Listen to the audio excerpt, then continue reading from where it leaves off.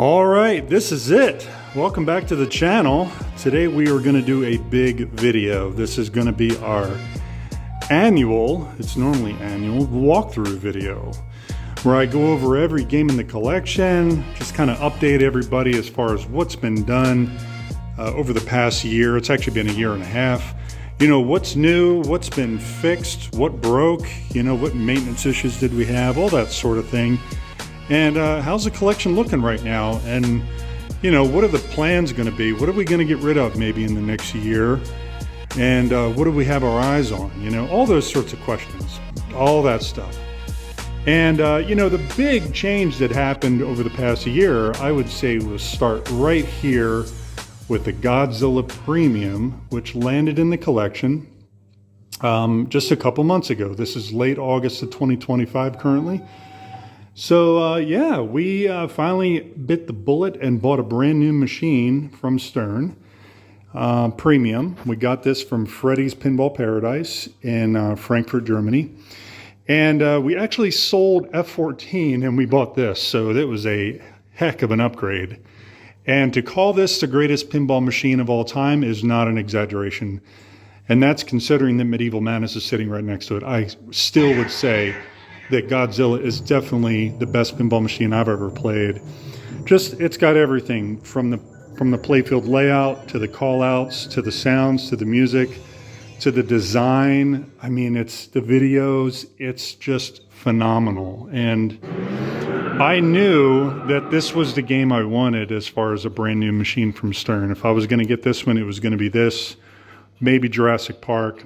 You know, they do make some great games, but most of the themes don't really call to me. But yeah, so we grabbed this and very happy to have it. So far, I've made a couple of upgrades to it. I did add the shaker motor to it. This is the Premium, which has the descending building and the Mecha Godzilla here. I think you don't buy this game, you don't buy the Premium. You have to have, or excuse me, you don't buy the Pro, you have to have the Premium with this game. But I did get the shaker motor for it, which is a real shame that they didn't include it. I mean, come on, Stern. That shaker motor belongs in this game. The other thing I added was a breakout board so that I could hook an external subwoofer up to the game because it doesn't have any sort of 1/8" audio jack, unfortunately. So I did get a breakout board, and I moved the subwoofer from TX Sector and put it here under Godzilla. But phenomenal game, phenomenal. Happy to have it. So I do have to apologize, guys. You know, I've just really let this channel go. I have to be honest. I do a lot of work down here and quite busy with a lot of other things. And then I'll shoot footage and I'll never get the editing done. It's just a real pain in the butt. And I just don't have the time to do the editing. But I did finish Medieval Madness. Even though I started a restore series and I never finished it, here's how she looks. I mean, she came out terrific.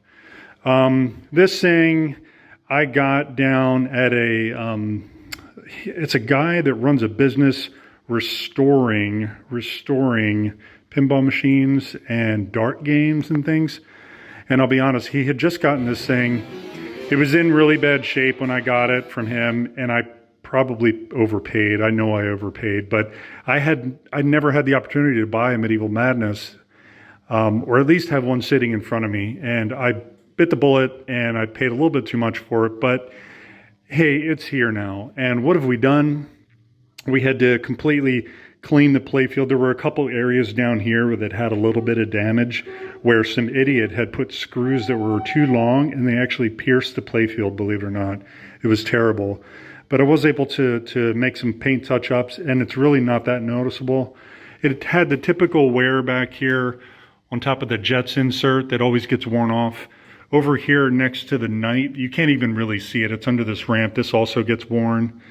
You know, I had to rebuild both of the trolls. The entire castle assembly had to be removed and disassembled. Everything was disassembled, but brand new drawbridge assembly and also brand new gate assembly because the gate was actually cracked and broken. So they make an upgraded version of that gate that's thicker steel, and I did go for that.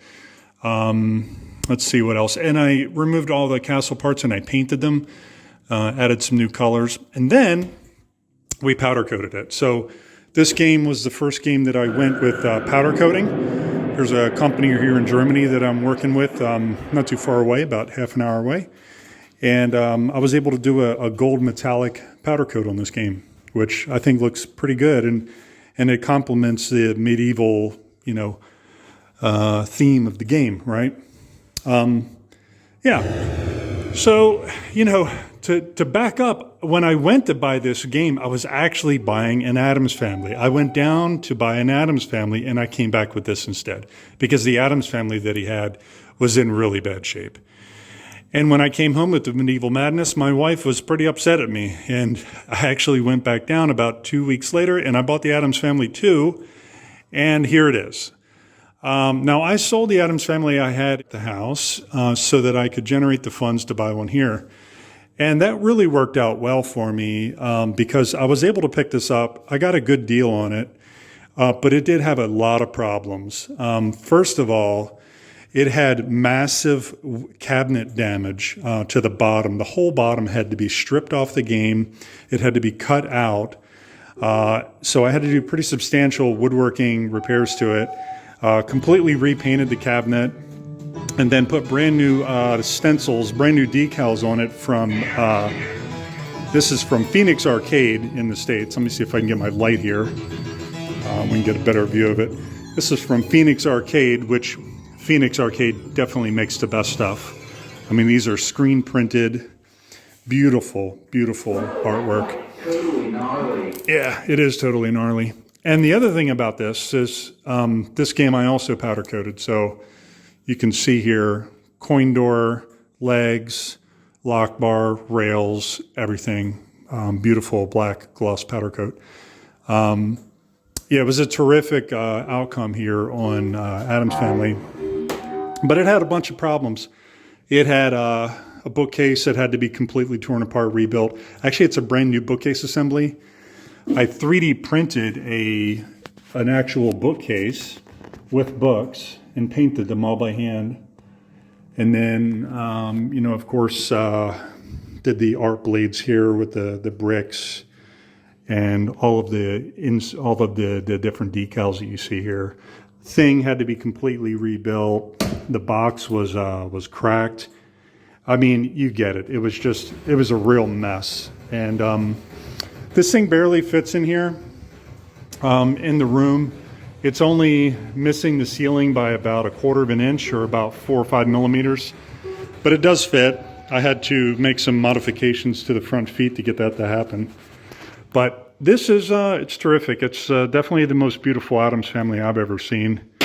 And I'm really happy how it came out, because the next game we're going to powder coat is going to be Twilight Zone. So Twilight Zone has, faded artwork here that you can see, right? And we have recently purchased the artwork for this game from Phoenix. I have it in the other room. And here in the next couple of months, probably in the winter, we're going to do a full restoration on Twilight Zone 2.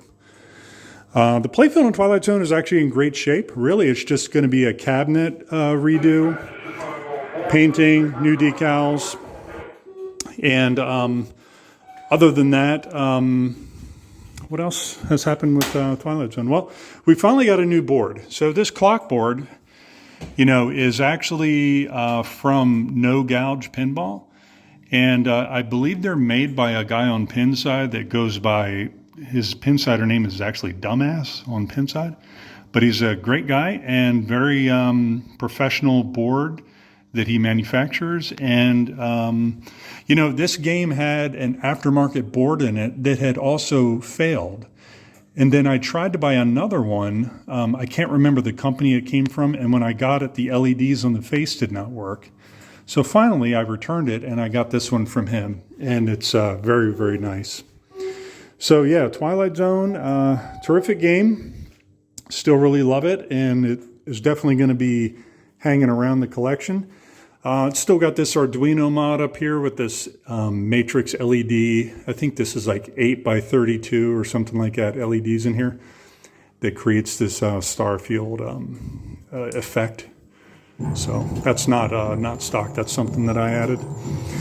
Color DMD. Sorry, I didn't mention here, color DMDs on all three of these games. And then over here we have some Pin 2 DMDs, but these are legit color DMDs.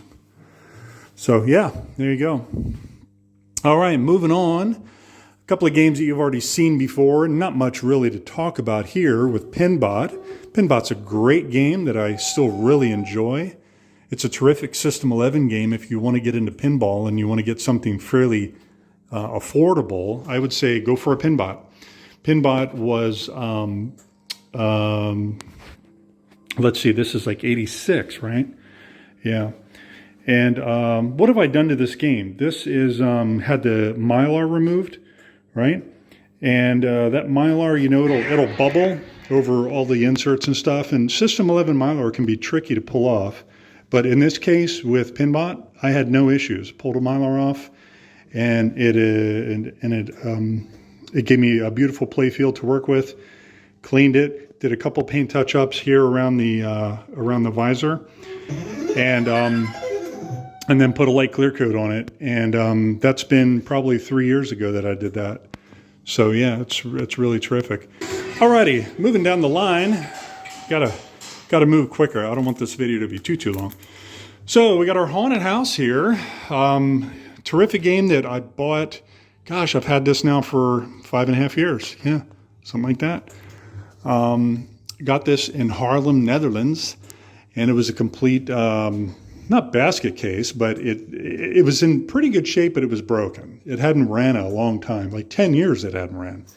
So we got it and we fixed it. And what I've done over the past year is a good friend of mine who lives down in Metz, France, he bought my American black hole that I have. And he also now has a haunted house. And he was working with a guy, I believe in France also, who made this graphics kit for haunted house. And this is, let me turn my light back on. So you can see here, these art blades here on the side, on the ramp, here on the front of the attic, around on the backboard. These are all additional graphics that you can get, and I think they really complement the game well. Looks really, really great. So haunted house is fairly reliable. Sometimes I think I might be having a voltage issue because I lose the sound sometimes when I turn it on. And recently I had a transistor underneath the lower playfield fail, and it took out 3 or 4 coils here. And it was one of these big bottle cap transistors. I had to replace it. And but other than that, it's a terrific game. And I do need to get longer legs for it. I 3D printed some extensions here for my legs because I've got like short legs on the back.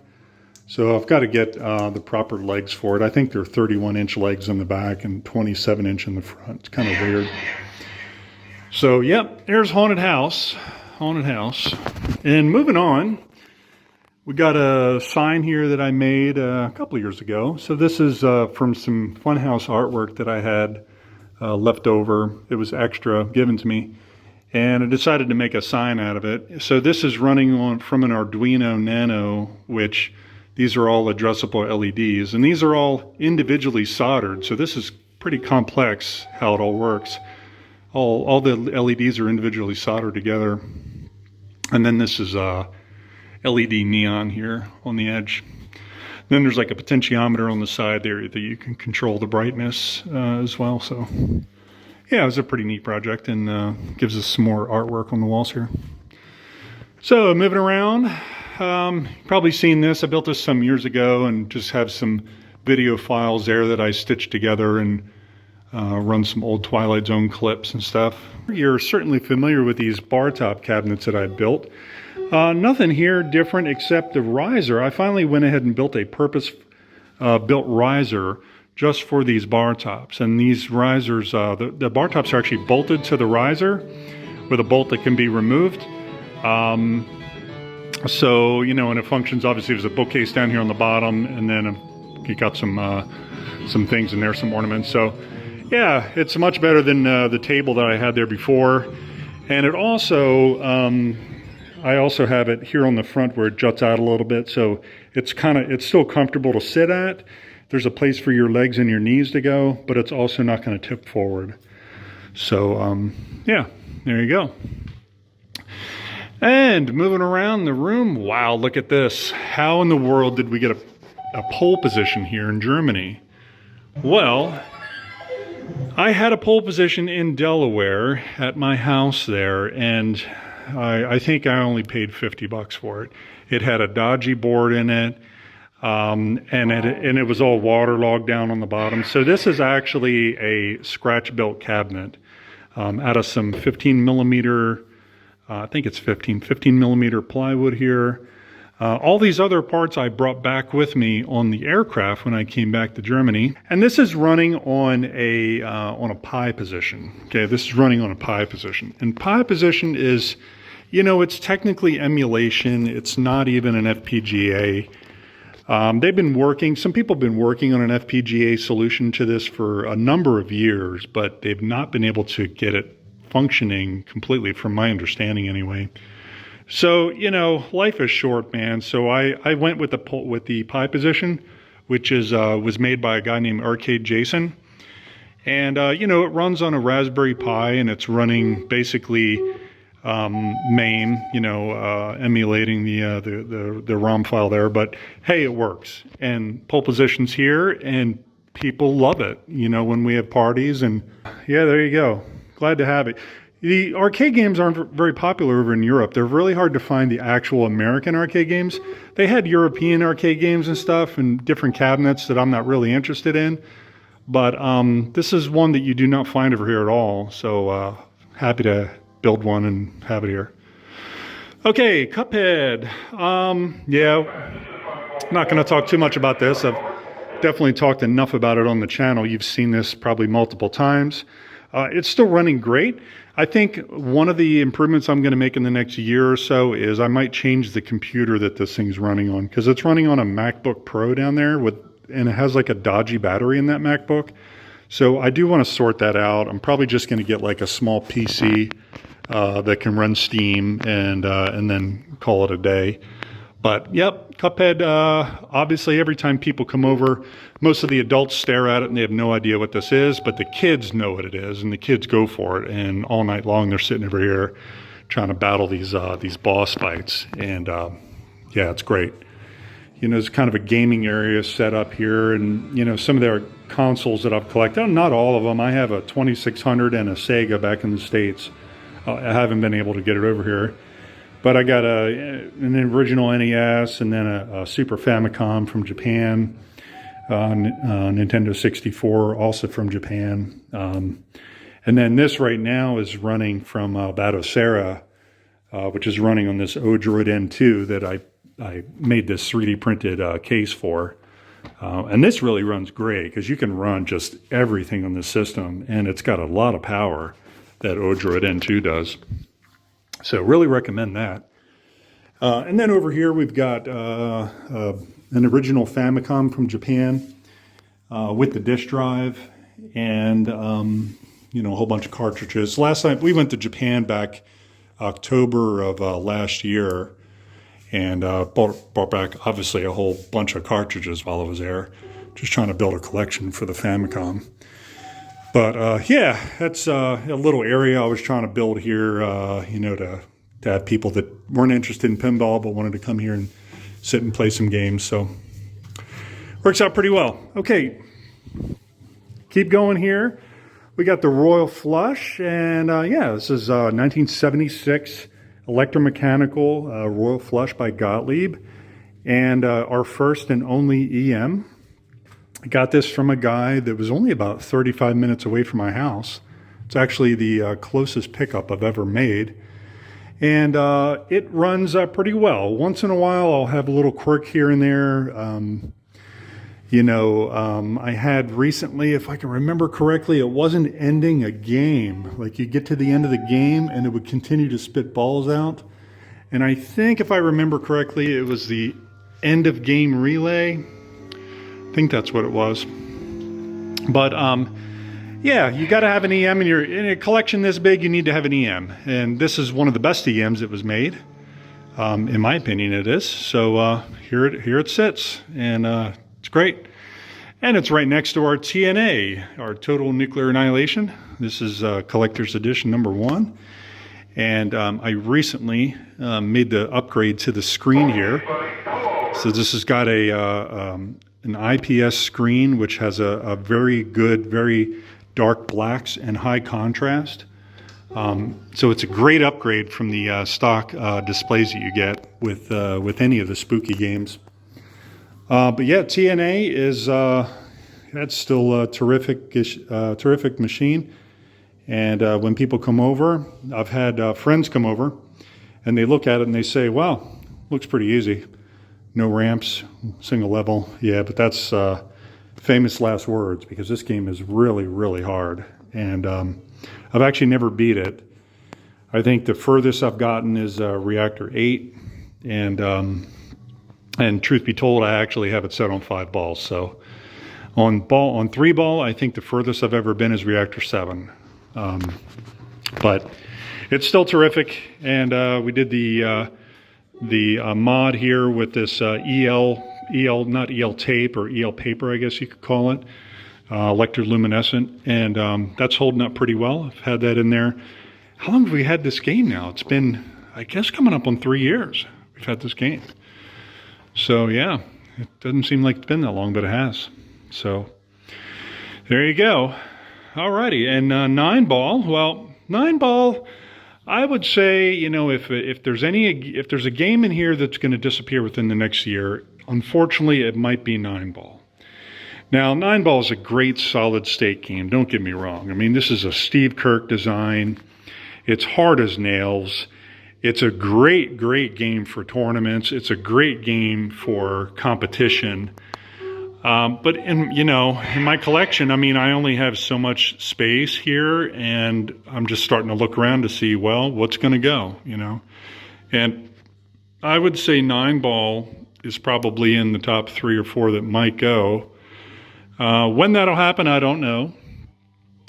This game, I was the original donor for Mirko Playfields, and I provided my playfield for them to recreate and make the repros, and this is one of the first repros.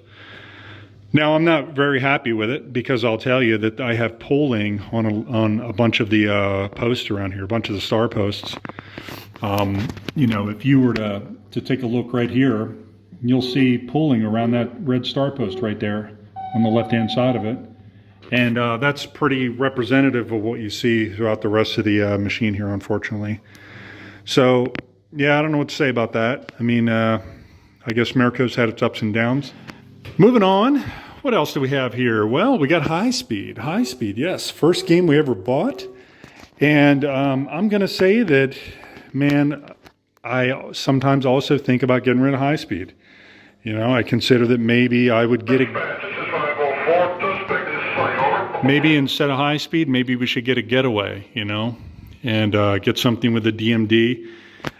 It is a terrific game, and people really like it. One thing I would like to do someday is maybe replace this ramp with a clear version that's made. Free Play 40 makes a clear ramp that you can get, but you have to send it to him, because he'll rivet on some parts for you.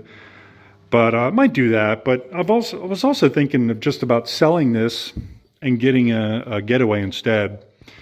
But it would be a shame to part with it, because it was our first game, and that's where everything started. You know, this game has a hard top on it, and I hope I don't anger anybody here, but I really dislike hard tops. Okay, hard tops, they look beautiful, but they don't play like an actual pinball machine. It just plays a little bit different. It plays like you're playing on plastic, because that's what you are. You're playing on a piece of plastic. And I find that it's even different from, you know, a clear-coated playfield.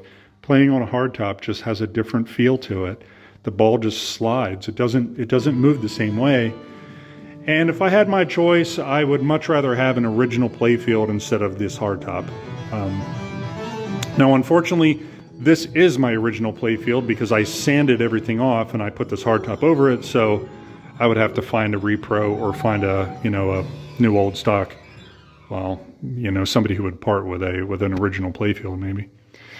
But yeah, that's Highspeed, and but I do enjoy it, and I do recommend that if you want to get into pinball, this is kind of the gateway drug. go for a System 11 kind of like this. They're affordable, and they made so many high speeds. I want to say there were like 13,000 made or something like that. I thought so, maybe not that many, but there were a lot. So there were not that many of Bonsai Run made. Bonsai Run is a rare machine that I believe only about 2,000 were made. And we are very happy to have this in the collection. It's been very reliable for us. And I say that just as I had to replace the power supply in it today. So yeah, it was very reliable until it wasn't, and it started resetting on us. I rebuilt the power supply, the old one, and that still didn't fix it. It could have been a dodgy voltage regulator or something else going on with that power supply. But yeah, we put a brand new one in it, and Bonsai Run, it's a classic.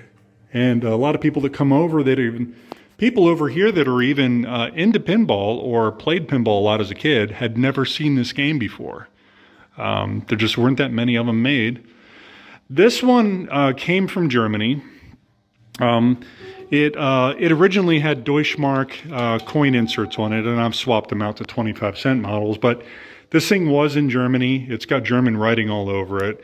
I bought it from Belgium, so it's kind of been passed around, and it's going to go back to the States with me. This thing is, it's a keeper. Definitely a keeper. So I got some things here. I'm a big astronomy geek and astronomy fan, so I 3D printed this massive starship years ago, and I made it just a little bit too big. It's actually taller than I am. But hanging off the side of it here, I got a pinball sign that I'd made a couple years ago as well. It's all 3D printed, and it's running on an Arduino, and it runs some MOSFETs that control the LEDs on the edge, and it was just kind of a cool project. Recently, I updated the code a little bit and improved the color transitions that it makes. So it runs I think it runs through like 6 different modes now. So it looks a lot better than it used to. Okay, moving on to the pinball machines. Well, we got Earthshaker here, which I did a total and complete restore on, repainted the cabinet, brand new reproduction playfield by CPR in Canada, which they are the best. Hands down, if you guys hear me say this, I love you guys. I just wish it was easier for me to get a playfield from you because, live in Germany. And but this is brand new ramps, brand new plastics. This thing was a wreck when I got it, really bad. But it's terrific now, and it's a reliable machine as well. The back glass, original back glass, was in good shape. Just a couple little touch-ups here and there. But I really love Earthshaker, and right next to it's Whirlwind. And I'll tell you what, Whirlwind is also a game that I consider selling because, man, I just can't get into it. I don't know if mine's just not set up right or what, but I like Earthshaker actually more than I like Whirlwind. Normally it's the other way around. But I'll tell you the one thing I don't like about Whirlwind is I finally spent a little bit of cash, and I got the correct motor for this fan, and it was missing a bracket, so I got the bracket too. I got all the stuff, and then I run it, and it smells like it's catching on fire. It smells like it's burning up. Obviously you got 60 hertz power in the States, and we're 50 hertz over here. But the thing is, there's a lot of people in Europe that have Whirlwind, so I don't understand what's going on with my Whirlwind. I don't know if I just got a bad motor, what the story is, but when I run this thing, it smells like it's burning up. So I've actually unplugged it, and I considered maybe buying a 220 volt motor and setting up a relay to turn this thing on, but then I don't really want 220 volts sitting up here either. So I got to figure something out because it's a shame. I've got the topper up here and I can't use it. But even if I could sort all this out, Whirlwind is one that I would probably let go. If I could replace it with Whitewater, I think that would be a great trade, or maybe a Congo or something like that. Something WPC or similar era. But yeah, it would be a shame to break up the Pat Lawler row. Starting obviously with Bonsai Run, but it is what it is. Anyway, moving on, we got Funhouse. Funhouse has got brand new artwork that I believe I got from Phoenix Arcade as well. This is the first game that I ever did artwork swap on. And yeah, you know, Funhouse is great. I've also done a playfield strip down and rebuilt it. Had to put a Cliffy over here in the hole, and one here. Rudy had been taken apart now 2-3 times. The whole trapdoor assembly has been removed. This clear plastic back here breaks all the time, so I had to replace that. I had to actually make a new one. But other than that, Funhouse is doing quite well. Yeah, no real complaints with it. It's still got the original plasma displays, but they are chugging right along. Actually, all these games have the original plasma. I don't have any games here. It's funny I say that. There's not a single game here that I've replaced the plasma displays with LEDs. So just goes to show, if you rebuild your power supply, your 100 volts, I did have one game. I think it was Radical. Yeah, it was Radical recently where the displays went out, and it was the high voltage section.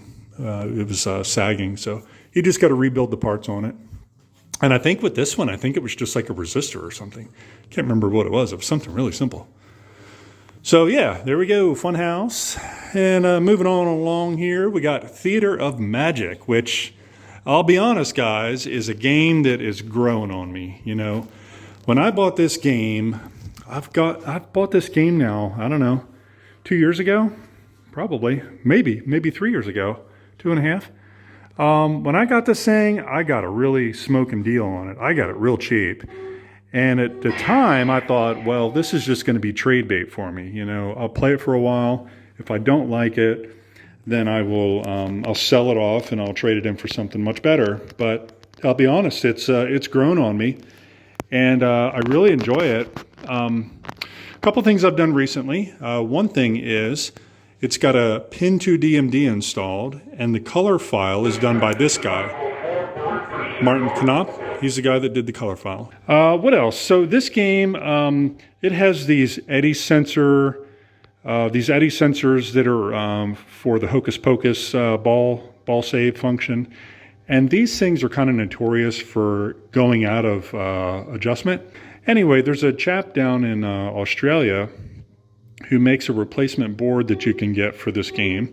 But I would take a look at his boards. I found the guy on Pinside, and I ordered them from Australia and had to pay through the nose with German customs and shipping and blah, blah, blah. But I got them here, and yeah, they work great. So terrific. Yep. Alrighty, moving on along. We got Radical, which was, yeah, this is also a terrific game that is also very rare. I think this game might be the most rare machine we own. I think they only made 1,300 of these. And it doesn't have a very good rating on Pinside, but I think that's because a lot of people haven't played it. It's got a ton of shots. I mean, you know, this game is a shot-making game. You have to make all these shots to spell out Radical. And I think if more people would play this game, they would like it. So what have I done to this game since I had it? Well, of course, I had to do a full strip down and paint and all that stuff, and the typical thing. I've added these UV stadium lighting here to kind of get the fluorescent colors to pop a little bit more.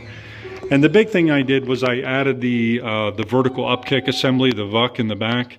A fellow Pinsider, I think he goes by Chosen S, he figured out that you could use a programmable relay to control this thing, because I had originally made this really complex Arduino solution, and it only barely worked.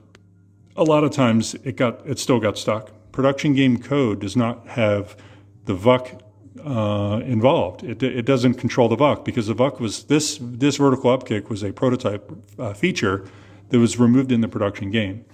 Just like the slingshot here, there's a slingshot right here that also was not part of the production game, but I did put it back in just because I thought it was cool, and it was in the prototype. So there you go. That is Radical. It's a great, great game, and happy to have found one. For some reason, it seems like they come up over here in Europe. They only made like 1,300 of them, but I think quite a few of them must have came over here, because I do see them for sale from time to time here, you know. I bought this one in Berlin, and but I see them in Denmark, I see them in Switzerland, I definitely see them in Germany and the Netherlands for sale. But Yeah, a lot of them are beat. You know, now CPR is actually selling a replacement playfield for this game. And I've considered it. Me and my friend, there's a friend in the village here who owns one too, and we've both considered getting this playfield for this game, at least to have, so that we could do a swap in the future. But yeah, they're more than $1,000 nowadays, so we'll have to wait on that one. But alrighty, off to Roadshow. This is my wife's game. It also has a Pin 2 DMD with the colorization by Mr. Martin Knupp.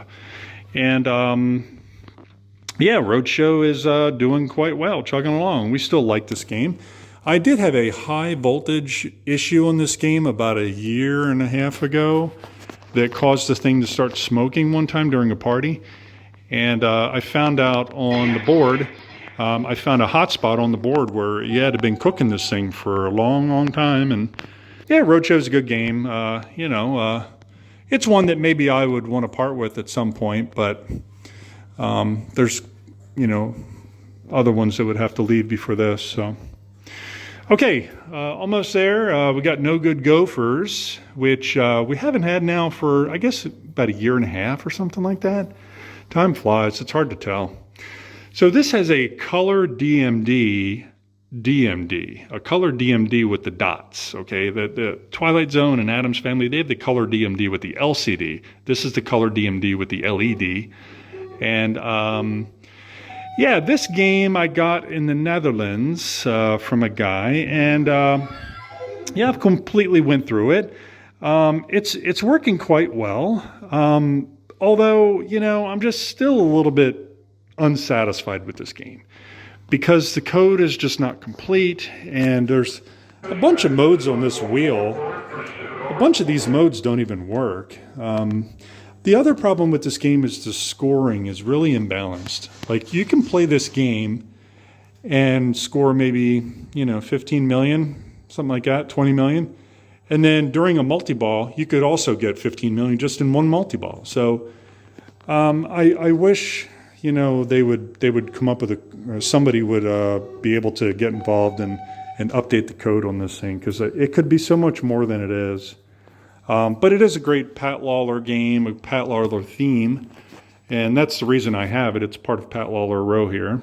It's one of the last, I think this is the last traditional pinball machine that Pat Lawler made while he was at Williams. Because I think after this was like Pinball 2000, right?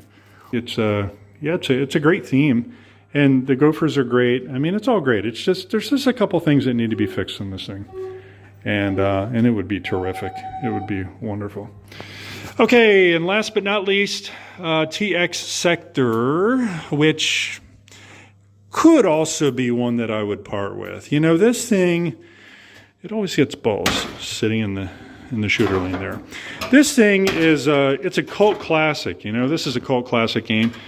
Most of the people that come to the house and come down here will never touch this game. And they will never touch this game because of the back glass. This translate. They see this translate and they are not playing this game. They're like, what is this stupid game? But, you know, if you watch my channel or if you're familiar with TX Sector, it's got a phenomenal soundtrack. And it's still actually the ringtone on my cell phone. Years and years later, I still have it on there. Great game, but you know, it's a Gottlieb ADB, and they're only so great. So there's only so much room down here. This is not an easy game to find. It's also a rare game, and they've come up in value in the States. So if I could hold on to this game at least till I get back to the States, I think I could sell it for quite a bit there. Over here, nobody gives a crap about it. So I'm not going to get much money out of this thing. Yeah, if I sold it here. Fun fact, when I bought the game, the sound did not work. And the sound is the greatest thing about this machine is the sounds. The sounds were broken when I bought the machine, and the guy I bought it from had never heard the music before. It was hilarious. So, but buddy of mine, we fixed it pretty easy. It was just like the CPU on the soundboard was broke is all it was. So, yeah, change that and there we go. But yeah, TX Sector, it doesn't get any love, man, but it's a cool game. And in a big collection like this, hey, you got to have like one of these quirky games, you know, like, you know, like a Class of 1812, a Cactus Jacks. You know, I used to have a RoboWar too. I had a RoboWar that was kind of the sister game to this, and sold it to a buddy in the Netherlands. So, and he still has it. I went and played it about 6 months ago. So got to see it. So yeah, that's pretty much it. That's the tour of the arcade as it stands in August of 2025. And go play some pinball. So that's, I think, what I'm going to do now. So, all right, guys, take it easy.